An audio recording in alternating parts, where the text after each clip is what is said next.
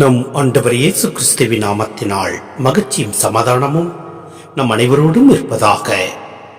Mark 11:20-26 முடிய. காலையில் அவர்கள் அவ்வழியே சென்றபோது அந்த அத்திமரம் வேரோடு பட்டு போயிருந்ததை கண்டார்கள்.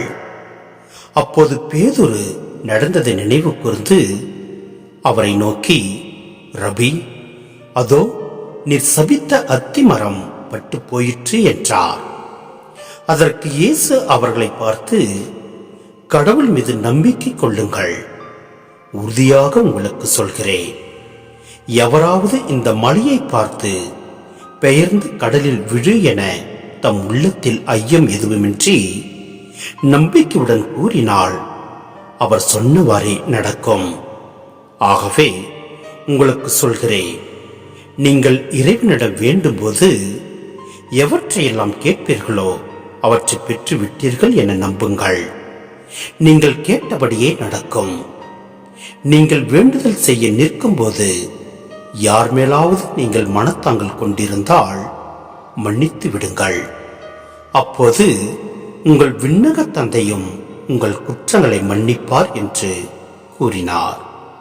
சிந்தனை: இயேசு மிக தீவிரமாக நிலைநாட்ட விரும்பிய நீதி, மனிதநேயம், ஏழைகள் பால் பரிவு ஆகிய இறையாட்சி மதிப்பீடுகளே அவருடைய சாவுக்கு காரணமாக அமைந்து விட்டன என்பது இங்கே தெளிவாகிறது.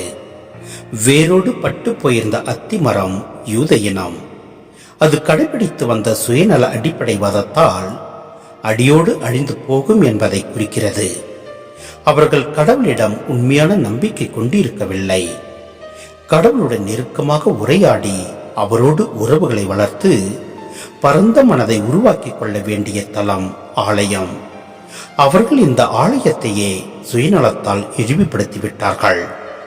நீங்கள் மன்னிக்காவிட்டால் உங்கள் விண்ணக தந்தையும் உங்கள் குற்றங்களை மன்னிக்க மாட்டார் என்னும் வசனத்தை நம் மனதில் கொண்டு நம் எதிரிகளை நாம் மன்னித்து நீதியோடும் நேர்மையோடும் நாம் அனைவரிடத்திலும் அன்பு கொண்டு நாம் வாழ்கின்ற போதும், நாம் ஆண்டவரிடத்தில் முழு விசுவாசத்தோடு நாம் கேட்கின்ற போது அவை அனைத்தையும் பெற்றுக்கொண்டோம் என்ற விசுவாசத்தில் நாம் மன்றாடுகின்ற போது நம்மை நிறைவாய் நம் ஆண்டவர் ஆசீர்வதிப்பார். ஆமேன்.